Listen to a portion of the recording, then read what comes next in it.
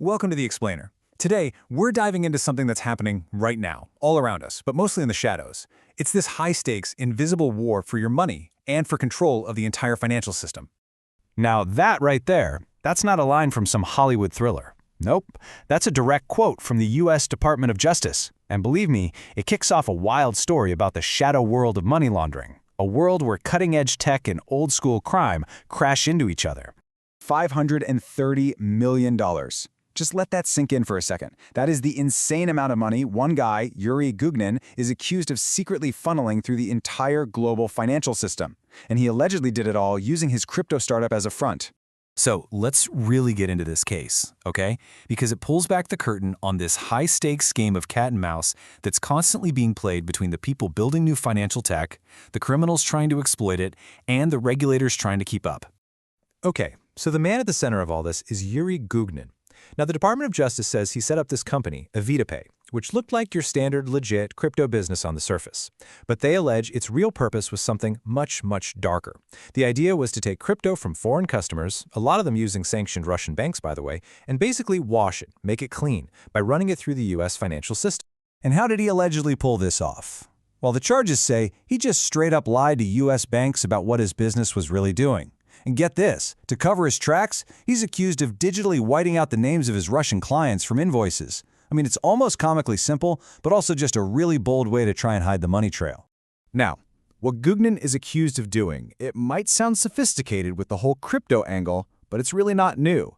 At its core, it follows a classic, well-worn playbook that's been used in some of the biggest financial scandals in history. You know, experts at the UN have this whole thing broken down into three main stages. It's pretty simple when you lay it out. First, you've got placement. That's just getting the dirty money into the financial system. Then comes layering. This is where you get creative, moving the money all over the place through a bunch of complicated transactions to hide its real origin.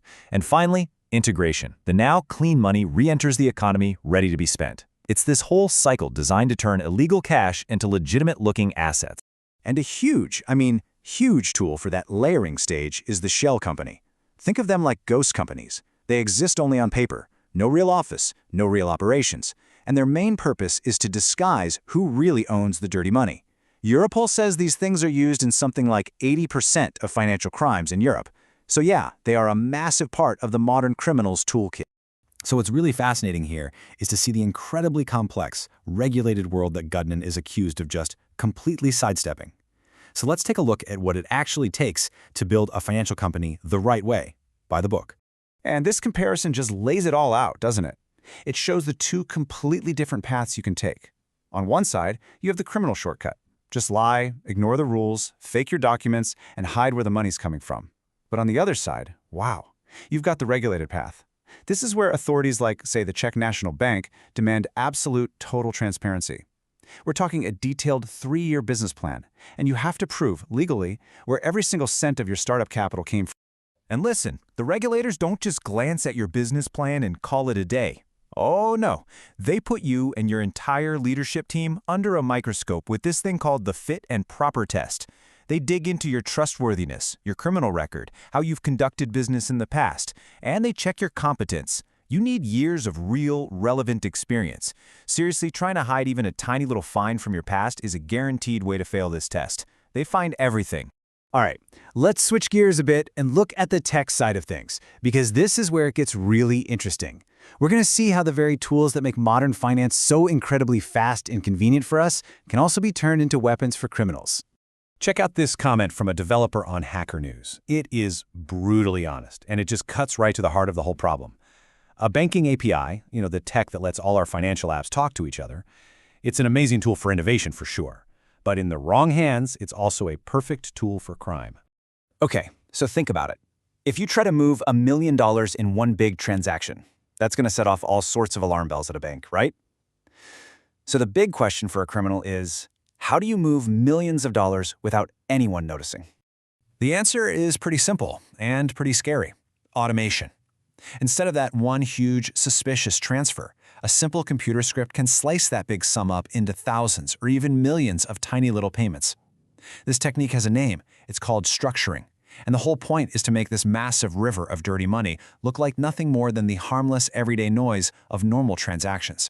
And a really smart script can make these payments look totally legit. It'll randomize the amounts, so it's not the same every time. It'll add fake payment references, stuff like pizza money or happy birthday. Then it spreads the payments across thousands of different accounts, and here's the kicker. It mixes them in with totally real, legitimate user transactions. So for a bank, trying to find that one criminal signal in all of that static, it's like finding a needle in a haystack, and it is incredibly difficult and super expensive to even try. Look, this Guggen case, it's not some one-off thing. Not at all. It is just the latest battle in what is basically a never-ending, escalating arms race between the criminals and the entire global financial system. If you look back over the last decade or so, you see these massive investigations uncovering huge schemes, one after another. They even give them nicknames, like the Russian Laundromat or the Azerbaijani Laundromat. We're talking billions laundered for kleptocrats. And then you have things like the FinCEN files leak, which exposed trillions in suspicious money flows. What all these cases show is just how quickly criminals adapt. They're constantly evolving their methods, moving from old-school banks to new frontiers like crypto. So a totally predictable shift is happening right now. As regulators clamp down harder and harder on traditional banks, the criminals are just migrating. They're moving to the less regulated corners of the fintech universe. And right now, that new frontier is something called electronic money institutions, or EMIs. These are companies that can handle payments and money, but they aren't quite full-blown banks, and that's the key. And this right here shows you exactly why they're so attractive. When you compare them to the big established banks, some of these EMIs offer a criminal's dream wish list. Less oversight from regulators, the ability to open an account from anywhere in the world without ever showing your face, and the power to zap money across borders at lightning speed. And this is where it all comes back to you and me. You know those moments that are kind of annoying, when your banking app suddenly asks for another form of ID, or when a payment you're making gets delayed for review? Well, those aren't just glitches in the system. That is the front line. That's you, right there in the middle of this invisible global war against financial crime. So all of this really leaves us with a massive and pretty challenging question for the future of our digital world.